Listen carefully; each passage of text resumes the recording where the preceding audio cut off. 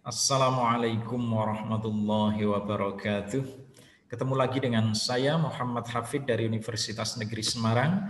Pada video kali ini akan saya sampaikan materi tentang pelaporan keuangan interim ya.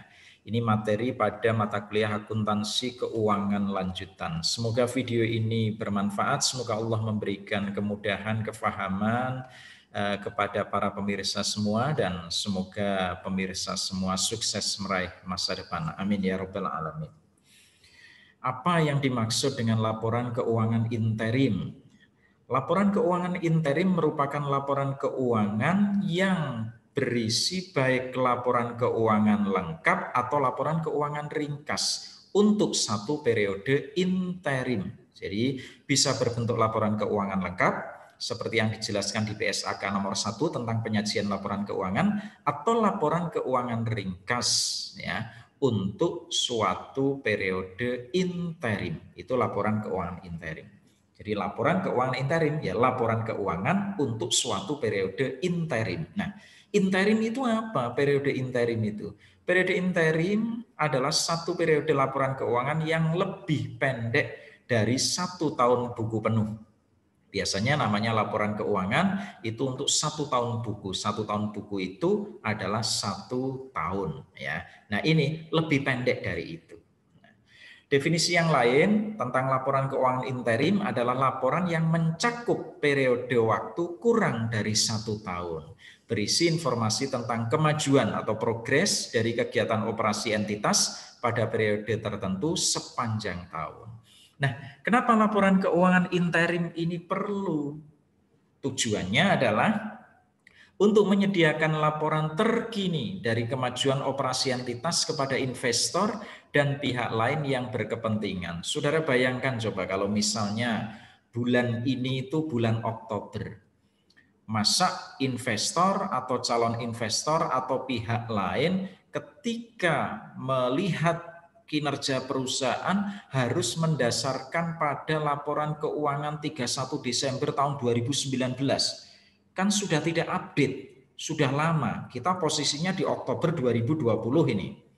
Lalu untuk melihat kemajuan sebuah perusahaan, kondisi keuangan perusahaan, adanya cuma laporan keuangan per 31 Desember 2019. Kan jadi jauh ini. Banyak informasi-informasi yang sudah tidak update. Maka dari itu butuh informasi tentang kemajuan selama kegiatan operasi yang lebih dekat sehingga informasinya bisa lebih relevan dan update. Itu tujuannya laporan keuangan interim. Jadi melengkapi laporan keuangan tahunan, annual report ya. Baik. Dasar laporan interim, ini ada beberapa yang bisa kita jadikan dasar kenapa laporan keuangan interim ini ada. 1, Bapepam LK, ya, Badan Pengawas Penanaman Modal dan Lembaga Keuangan, itu mengharuskan perusahaan publik untuk menyerahkan laporan keuangan reguler baik tahunan maupun tengah tahunan. Nah, berarti laporan keuangan kita pahami tidak hanya tahunan, tetapi ada tengah tahunan. Jadi menurut Bapepam LK ini sekurang-kurangnya berarti ada 2 kali perusahaan atau entitas itu melaporkan laporan keuangan. Itu dari sisi Bapepam LK. Dari sisi Bursa Efek Indonesia, ini ternyata mewajibkan seluruh perusahaan yang terdaftar di Bursa Efek untuk menyerahkan laporan keuangan kuartal. Kuartal itu artinya 1 tahun 4 kali. Berarti laporan keuangannya triwulanan. Kuartal itu berarti triwulanan ya. Kuartal 1 tahun, 1 periode tahun dibagi 4 ya. Berarti 3 bulanan atau triwulanan. Lalu berikutnya, pada saat IPO, Initial Public Offering, perusahaan wajib menyerahkan laporan keuangan interim jika pada saat pendaftaran tersebut dilakukan setelah lebih dari 180 hari dari tanggal penerbitan laporan keuangan tahunan terakhir. Contoh, Februari IPO, Februari tahun 2020 melakukan IPO, penawaran saham perdana, ya sudah pakai laporan per 31 Desember tahun 2019, nggak masalah. Kalau Maret nggak masalah, kalau Juni nggak masalah. Tapi begitu IPO-nya bulan Agustus, lebih dari 180 hari, khawatir calon investor di pasar itu tidak memperoleh informasi keuangan yang update kalau mengandalkan hanya laporan per 31 Desember 2019. Maka kalau lebih dari 180 hari wajib menyerahkan laporan keuangan interim. Ya, begitu. Ya. Nah, sekarang ini ketentuan laporan tengah tahunan. Laporan yang tengah tahunan ya, karena interim itu bagi Bursa Efek Indonesia, interim itu ada 4. Kalau Bapepam LK ada 2 ya. Nah, ketentuannya kalau yang ini tengah tahunan, berarti kalau tengah tahunan pernya per 30 Juni dan per 31 Desember. Saya pakai contoh yang per 30 Juni. Ketentuannya begini. Laporan interim itu tidak lebih dari hari terakhir bulan pertama setelah tanggal laporan keuangan tengah tahunan. Jika laporannya tidak diaudit ya. Saya ulang ya. Tidak lebih dari hari terakhir bulan pertama setelah tanggal laporan keuangan tengah tahunan. Tanggal laporan keuangan tengah tahunan itu berapa? 30 Juni. Tidak lebih dari hari terakhir bulan pertama. Bulan pertamanya setelah tanggal laporan itu berapa? Bulan apa berarti? Bulan Juli. Berarti tidak boleh lebih dari hari terakhir bulan Juli. Berarti harus sudah diterbitkan laporan interim tanggal 1 boleh, 2 boleh, 3 boleh, sampai 31 Juli. Enggak boleh lebih dari ini. Kalau laporan keuangannya tidak diaudit, ya harus lebih cepat, tidak ada proses audit ya. Kalau yang bukan diaudit tetapi direview secara terbatas oleh auditor, artinya memang butuh waktu kan, maka ketentuannya tidak lebih dari hari terakhir bulan kedua setelah tanggal laporan keuangan tengah tahunan. Bulan pertama itu Juli, bulan kedua itu berarti Agustus, tidak boleh lebih dari hari terakhir bulan Agustus. Berarti harus dilaporkan 1 Juli boleh, 2 Juli boleh, 3 Juli boleh, 30 Agustus boleh, 31 Agustus boleh. Ya. Nah, kalau laporan keuangannya diaudit, maka boleh sampai bulan ketiga. Ya, jadi tidak boleh lebih dari hari terakhir bulan ketiga. Bulan Juli, bulan Agustus, bulan September, sampai bulan September. Berarti boleh dilaporkan sampai tanggal 30 September. Ya. Oke. Format laporan keuangan interim, yang pertama kalau laporan laba rugi untuk periode waktu kumulatif sampai dan untuk periode yang sama dengan tahun fiskal sebelumnya. Ya.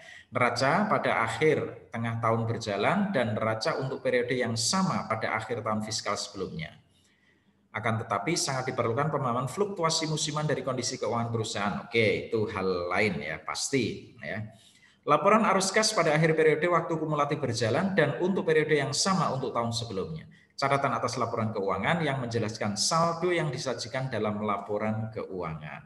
Nah, ada 2 teori pandangan tentang penetapan periode yang di-cover oleh laporan interim. Ya, jadi periode yang di-cover oleh laporan keuangan interim ini ada 2 pandangan, 2 teori.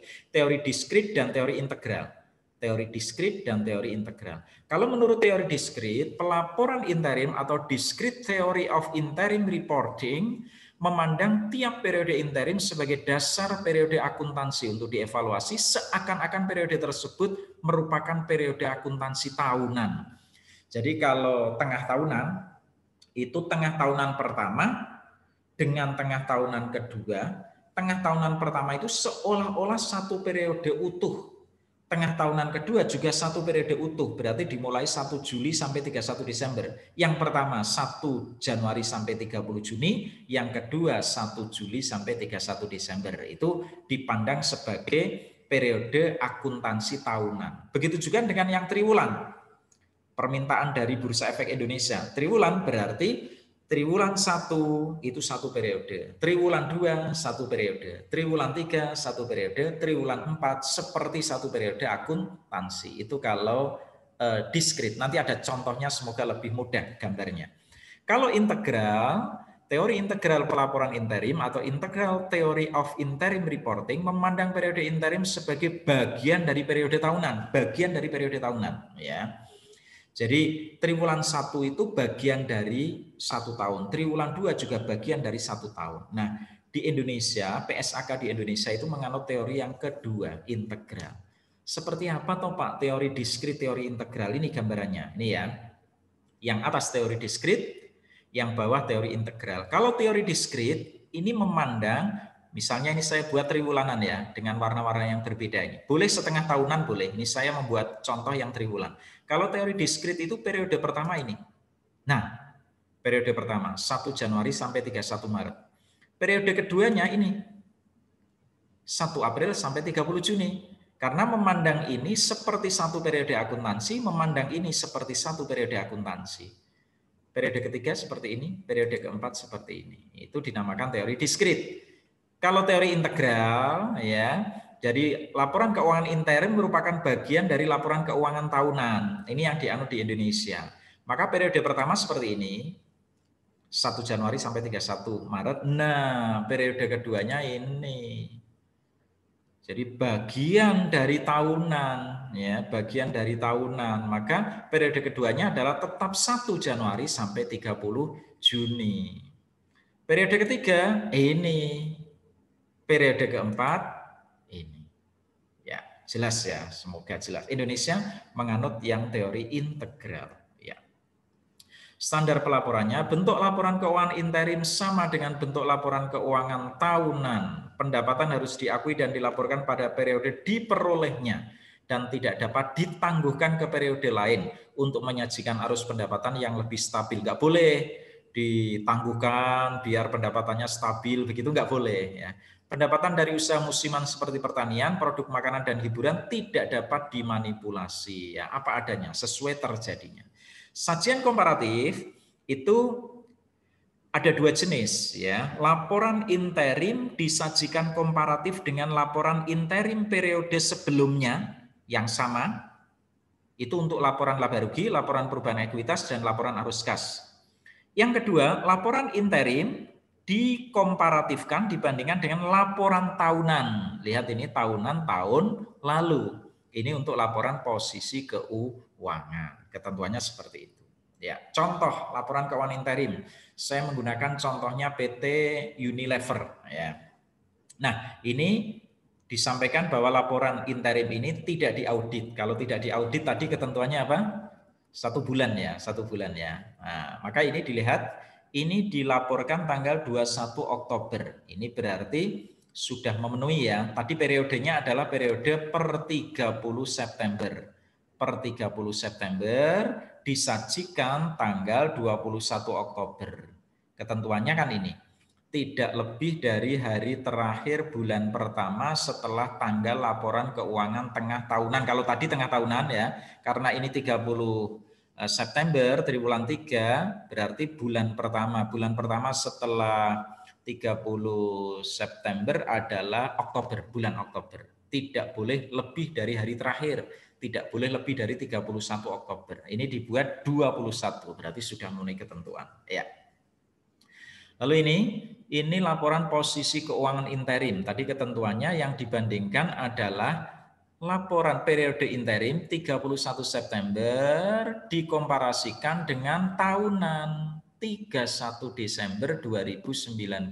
Jadi ini interimnya 30 September 2020 dibandingkan dengan 31 Desember 2019. Lihat di menit keberapa tadi.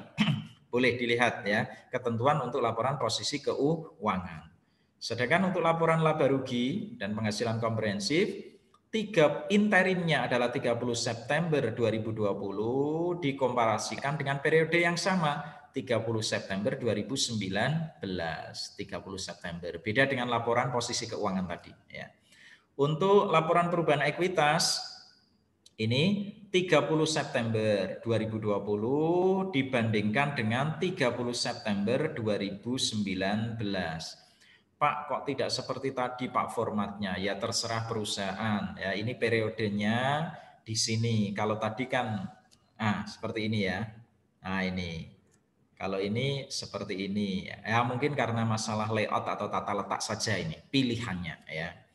Berikutnya terakhir untuk laporan arus kas 30 September 2020 periode interim dibandingkan dengan periode yang sama. Oke, seperti itu ya.